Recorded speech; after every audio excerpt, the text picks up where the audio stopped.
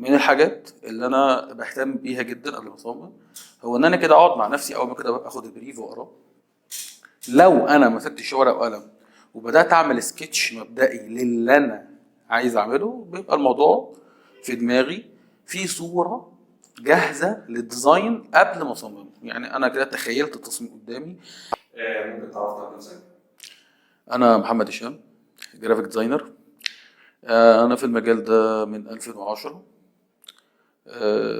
يعني سريعا كده بدأت مع خطاط، وبعد كده اتعلمت السوفت وير تقريبا في 2010 و11 و12. اتعلمتها بالطريقة العادية، ما كانش في لسه يوتيوب وتوتوريالز وكده، فاخدت وقت كبير قبل ما اتعلمتها. ودلوقتي ربنا كرمني اهوت وقدرت ان انا افتح المكاني الخاص، عندي مطبعة والدنيا تمام. يعني مش عايز اطول عن ناس كتير في حتة التعريف عن نفسي دي، يعني ممكن نخش في الأسئلة على طول. طيب انا كجرافيك ديزاينر لسه بادئ، ابدا منين مثلا؟ بص، هو السؤال ده يعني أزلي والناس كلها بتسأله، وممكن يطول فيه شرح كتير، فأنا هحاول كده إيه أختزل لك الموضوع. بالنسبة لقصة أبتدي إزاي وأبتدي منين، هو أولا كده لازم تكون أنت محدد هل أنت أصلا حابب المجال ولا لأ. هل أنت ناوي تخليه مجال ككارير ليك، كبزنس، ولا أنت داخله مجرد يعني حبا وهواية بجانب شغلك الخاص. لو أنت بتشتغل شغل خاص وداخل ده كهواية بس، ف فيعني انا انصحك ان ما تتعبش نفسك وترهق نفسك في كورسات كتير. ما معلش، في ابلكيشنز دلوقتي ممكن تختصر عليك حاجات ياما، ومش محتاج ان انت تكون بروفيشنال يعني. انما الصح واللي انا يعني بحب اقوله للناس ان لا، ده كارير لازم تبتدي على اساس ان ده البيزنس بتاعك ان شاء الله انت هتخشه بعد كده. ابتدي البداية الطبيعية بتاعت أي حد إنك تفهم تولز علشان تعرف تخش الكوميونتي تعرف تخش الكوميونتي بتاعت الجرافيك ديزاينرز، تعرف يكون الناس لما تيجي تتكلم ان انا عامل ده فوتوشوب، عامل ده الستريتور، عامل دوت ايا يكن السوفت وير بتاعك، تكون انت فاهم التولز بتاعتك. بعد ما تفهم التولز وتفهم البيزكس، ما تقفش هنا بقى. يعني حاول تفهم الدايركشنز الصحيحة بتاعة البرنامج نفسه، او سوري بتاعة المجال نفسه. يعني هل المجال ده بيقدم ايه؟ المجال ده لازم تكون فاهم كويس جدا هو داخل في كل حاجة في حياتنا. المجال ده بيقدم حلول. يعني انت مش حد فنان بقى بيعمل ارت وبيعمل حاجة صايعة وحاجة روشة وبتاع، لا. انت بتقدم حلول للكلاينت بتاعك، بتقدم حلول للناس. بتديزاين حاجة علشان تعرف هوية، تعرف براند، تخلي الحاجة مفهومة ومشروحة للناس. فلازم تكون انت على علم بالحاجات دي، يعني لازم تكون تفهم الدايركشن بتاع المجال بتاعك رايح فين. ده اندستري كاملة لازم تكون فاهم هي بتتكلم عن ايه. الموضوع مش مجرد فوتوشوب ولا الستريتور وان ديزاين او ايا يكن السوفت وير بتتكلم عليه ايه. رقم اتنين ممكن انصح بيها برضه هو ان انت ما تهلكش نفسك في البرامج. يعني ما تهلكش نفسك في كورسات كتير. عايز تتعلم كورس فوتوشوب بعد كده تخلصه على طول تخش في كورس الستريتور تخلصه على طول تخش في الانديزاين تخلصه. عايز اتعلم 3 دي تخلصه. عايز اتعلم موشن وهكذا. الكلام ده غلط. افهم برنامج واحد كويس جدا، اتعلمه كويس جدا، اتقنه كويس جدا. افهم زي ما قلت لك الاهم بعد ما تفهم تول، تفهم الدايركشن بتاعت المجال ماشي ازاي، تفهم المجال ده احنا اصلا بنعمل بيه ايه، تفهم التخصصات بتاعته ان هو متفرع جدا ومتشعب جدا جدا جدا جدا. ولما تكون قوي في الحته بتاعتك وتمكنت من السوفت وير اللي انت فيه كويس جدا واشتغلت بيه وطلعت شغل وتعاملت مع عملاء وبدأت ان انت تخسر وتكسب ويبقى في خبرة في المجال اللي انت فيه، ابتدي انت شوف حاجة ادفانس بقى. ابتدي ان انت تطور، ابتدي ان انت تابديت نفسك، تتعلم برنامج جديد او تخش في فيلد تانية. لكن ما تضغطش نفسك ببرنامج واثنين وثلاثة واربعة وخمسة وبعد كده بتلاقي نفسك هوبا ثم بعد. فدي برضو حاجة تانية مهمة، بلاش تضغط نفسك في قصة البرامج. أنا كمحمد يعني قعدت أكتر من 10 سنين شغال فوتوشوب بس. الستريتور تقريبا لسه بنتعرف على بعض مثلا بقالنا 3 4 سنين، ويمكن مش شغال بيه بشكل بروفيشنال على فكره، مش شغال بيه بالحاجات اللي تخدمني. فانا التولز بالنسبه لي ما هي الا حاجه يعني بتخليني اقرب من الهدف بتاعي، بتخليني اقرب من المنتوج اللي انا عايز اطلعه، بحيث ان انا اطلعه بشكل افضل، اطلعه بشكل احسن. لكن الاصل فين والاساس فين؟ الاساس هنا، الاساس هنا في دماغي، ايا يكن بقى هعملها بايه. ان شاء الله لو هعمل القصه بايدي، سيبك من السوفت وير خالص، اهم حاجه ان القصه هنا ان انا فاهم انا رايح على ايه ورايح فين وبعمل ايه بالظبط، وهل فعلا اقدر اقدم قيمه وفاليو كويسه للناس اللي قدامي ولا لا. فبس شوف لو انت حابب تزود حاجه او حابب تعقب على حاجه. طيب انا دلوقتي اتعلمت برنامج واتنين وبقيت كويس، بس عندي مشكله ان انا ممكن اقعد وقت كبير أوي في التصميم. ممكن تقعد وقت كبير في التصميم. طيب هي القصه دي لو هنتكلم في البدايه فهي يعني انا شايف انها طبيعيه ان انت تقعد في البدايه وقت كبير جدا في التصميم، لان خلينا نقول ان المخزون الفكري عندك مش عالي. يعني انا بتكلم عن الناس اللي لسه بيجنرز او لسه بتبتدي، مخزون الفكري عندها مش عالي. يعني ايه؟ يعني ما اشتغلش كتير على على حته معينه، ما بصش على افكار ياما، ما اتضغطش في فيلد معين او في لاين معين في الشغل بحيث يجبر عقله على انه يطلع افكار مختلفه في نفس الحته. يعني انت اشتغلت في نفس الحته خمس ست افكار ومطالب بقى خلاص في بقى بريشر عليك عالي قوي ان انت تطلع فكره جديده.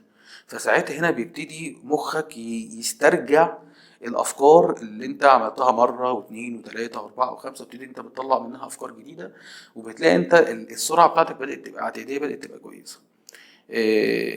الحاجات اللي ممكن تظبط معاك السرعه شويه انك تحط نفسك تحت ضغط، حاول تنزل تمرين لو في فرصه، خد تاسكات كتير وحاول تضغط نفسك في الوقت انك تخلصها بسرعه. حتى لو هتيجي على حساب الكواليتي شويه، احنا هنا بنعالج بس مساله السرعه بحيث ان انت تبقى الديزاين بتاعك شكله اسرع شويه. طيب في حاجه مهمه جدا برضو بتخلي الديزاينر ممكن يطول جدا جدا في التصميم، الا وهي ايه؟ ان انت بتركز جدا جدا على الكرياتيفيتي جوه التصميم، ما بتركزش على الحلول. بمعنى يعني انا عايز مثلا حطيت مثلا العنصر الفلاني، حطيت مثلا صوره فلانيه، فانا الصوره دي عايز اظبط الريتاتش بتاعها بشكل عالي جدا، عايز اظبط لايت بشكل عالي جدا، عايز اظبط ريفلكشن واظبط شادو واظبط حاجات، وكل حاجه بتحطها بتقعد فيها وقت كبير علشان تطلع فيها كل فنياتك وتطلع فيها كل اللي انت اتعلمته. لما بتيجي في الاخر مثلا تبص على البرودكشن النهائي، ممكن تلاقي فيه حاجات مش ميكس مع بعض، ممكن تلاقي فيه حاجات اوفر، ممكن تحس ان التصميم زحمه، ممكن حد يجي يقول لك التصميم مش حلو رغم ان انت عامل فيه شغل عالي جدا، عامل فيه شغل كتير جدا جدا جدا جدا، لكن ده مش مطلوب. المطلوب ان يكون فكرك الى حد ما عملي شويه، منطقي شويه. يعني ايه؟ انت عارف معلومات كتير، اشتغلت على برامج ياما، شفت توتوريالز ياما، عرفت تريكات ياما، مش شرط دايما نحط كل التريكس اللي احنا نعرفها في ديزاين واحد. لا، بمنتهى البساطة انت بتستعمل حاجة او اتنين او تلاتة بالكتير قوي عشان توصل للي انت عايزه، وبتاخد وقت طويل جدا لمجرد ان ده بس تظبط كام تريكاية.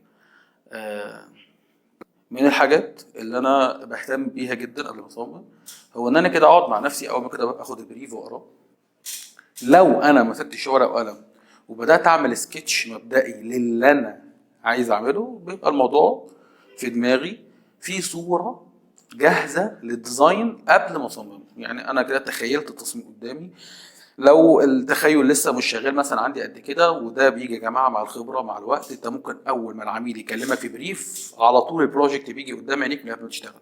طيب دي حته طويله شويه، مع الخبره هتيجي. طب لو انا عايز اتمرن عليها، بتمرن عليها في سكتش. يعني معايا ورقه وقلم، ببدا ان انا اسكتش الفكره بتاعتي، بحط الحدود المبدئيه، بحط الفريم بتاعي، بحط الحاجات الاساسيه، بعد كده الحاجات الفرعيه، ببني مشهد. بعد ما ابني مشهد، يعني اهم حاجه بس يكون في بناء للمشهد بتاعك. انا فاهم انا رايح فين وجاي منين، فاهم العنصر الاساسي ايه، فاهم العنصر الثانوي إيه، فاهم ايه الحاجه اللي هتكبر وايه الحاجه اللي هتصغر، فاهم ايه البيزكس بتاعتي في التصميم. لو انا رسمت مشهد عام قبل ما اصمم، هطلع تصميم كويس جدا وسريع. لكن لو انا مش فاهم المشهد العام اللي انا هشتغل عليه، مش فاهم الاطار اللي انا ماشي عليه، فساعتها هلاقي نفسي برضو بغوص قوي في التصميم وباخد وقت كبير جدا في التصميم، وفي الغالب ممكن ما يبقاش ماتشنج الدنيا مع بعضها وتضطر ان انت عايز تعيد تاني. فبس يعني دي مختصر للسؤال. طيب دلوقتي انا بشوف شغل في الاخر شكله بسيط جدا وممكن يطلع بمبالغ مش قليله، مبالغ مثلا كبيره، مبالغ كويسه، وانا عندي فنيات كتيره وبحطها في التصميم وما اقدرش اطلع بنفس المبالغ دي. طيب هو انت هنا السؤال يعني لو هنجاوب مثلا، فاحنا هنحط هنا سؤال تاني نجاوب عليه، او انت يعني او الناس اللي بتتفرج علينا تجاوب عليه. ايه الفكره ان انا ربطت الفنيات الكتيره بالفلوس الكتيره؟ وليه ما اربطش الديزاين البسيط بالفلوس الكتيره؟ يعني ليه حطينا ده قصاد ده؟ يعني ليه لازم اكون انا تنين مجنح مثلا في السوفت وير واشتغل على برامج ياما جدا وعندي فنيات ياما جدا جدا جدا، فعلشان كده انا هاخد فلوس كتيره جدا جدا جدا؟ القصه مش كده خالص.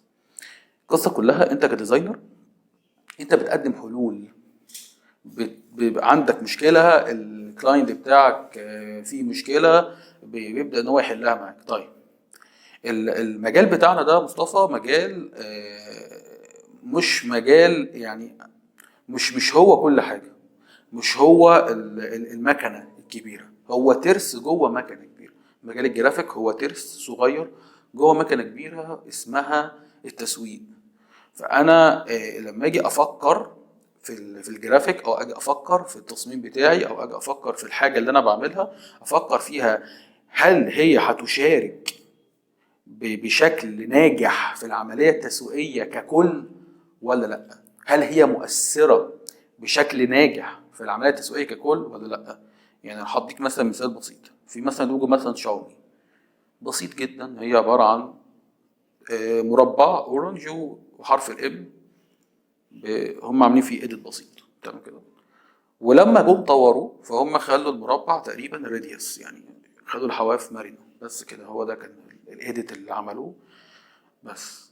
اما نيجي هنا نسال هل اللوجو ده سعره عالي لان هو جامد، واللي هو سعره عالي لان هو مشارك في العمليه التسويقيه لشاومي بشكل ناجح؟ بيشارك، الفكره ان هو هنا شارك.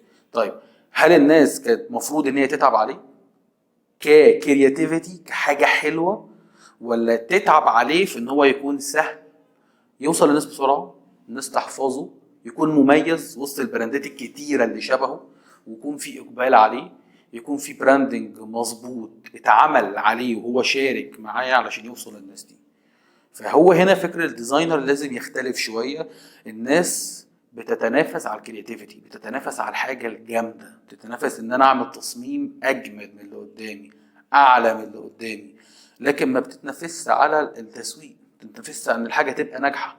اولا العملاء مختلفين، الافكار مختلفه، الاذواق مختلفه، حتى التسويق نفسه بيتغير مع الوقت. يعني كل مده زمنيه معينه افكار التسويق نفسها بتتغير تبعا لاحتياجات الناس في السوق. يعني الناس النهارده محتاجه حاجه معينه، ممكن تلاقيها بكره الحاجه اللي محتاجينها دي ما بقتش مهمه وفي حاجات تانية بقت اهم. لو انا كنت مثلا بسيرف على الناس بشكل معين في مده زمنيه معينه، لو انا ما اتطورتش معاهم مع التطور الزمني الطبيعي، فالسيرف بتاعتي اللي كانت بتحقق ارباح عاليه جدا مثلا هتلاقيها ما بقتش تحقق اي حاجه. مثال على كده شركه نوكيا مثلا، اللي هي كانت رائده في مجال الموبايلات. ناس عملت شغل كرياتيفيتي بقى، يعني حاجه كرياتيفيتي عاليه جدا في تشوف تليفونات نوكيا اشكال والوان وحاجات بقى بتلف ودمعه ومش عارف الان كام وكاميرا بتنزل من هنا. عملوا شغل كرياتيفيتي عالي. انا ما شفتش اصلا شركه عملت شغل في كشكل كرياتيفيتي جوه التليفونات او في الهيكل او في الشكل اكتر من نوكيا. لكن في نوكيا دلوقتي مش موجوده ليه؟ ما طورتش في النيد.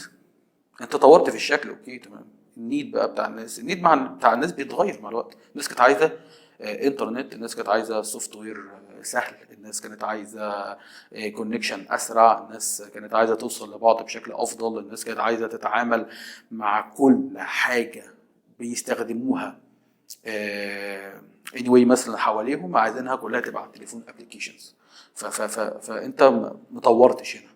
بدات ان انت عارف ان انت جاحد وان انت مسيطر على السوق وان انت مبيعاتك بالملايين، فكنت عندك اطمئنان. ده معناه ايه؟ بيدينا درس بسيط جدا ان السوق بيتغير وان النيدز بتتغير وان التسويق نفسه ملوش قاعده ثابته.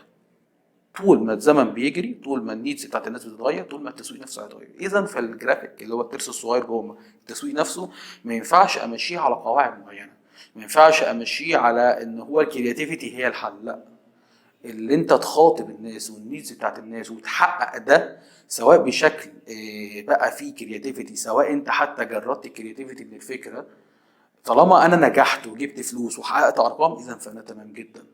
فانت ما تقيس دي بدي، هي لازم انت جرافيك ديزاينر تكون فاهم تسويق كويس، لازم تكون فاهم ازاي اقدر اتعامل مع الشركه اللي بتعامل معاها، مع العملاء بتوعي، واعرف اخاطبهم. يعني اعرف كمان يكون في تواصل، دي حاجه مهمه جدا. معظم الديزاينرز اصلا مش مهتمين بيها، حته التواصل.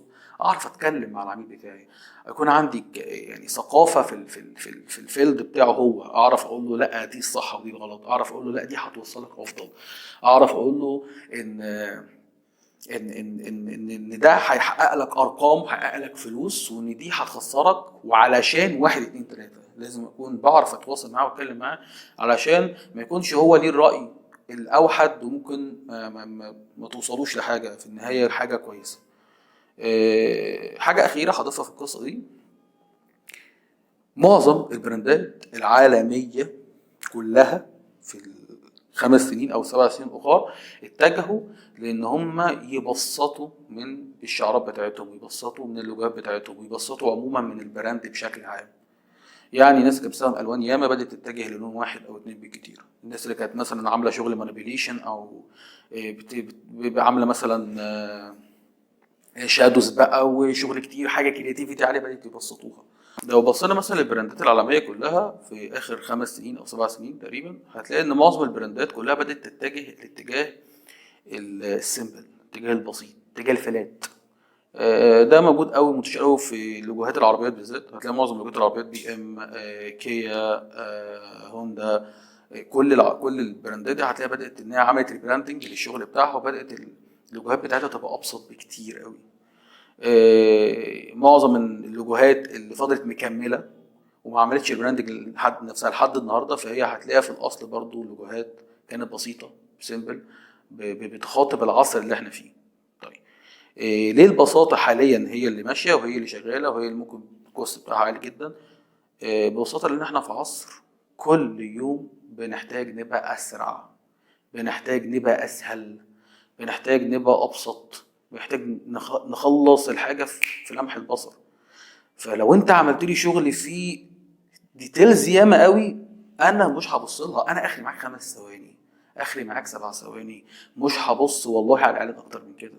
فلو انت ما اديتنيش النيد بتاعتي في خلال المده القصيره دي، هشوف غيرك، لان انت غيرك بقى كتير جدا ودخلوا البيوت، التليفون بقى عليه كل حاجه.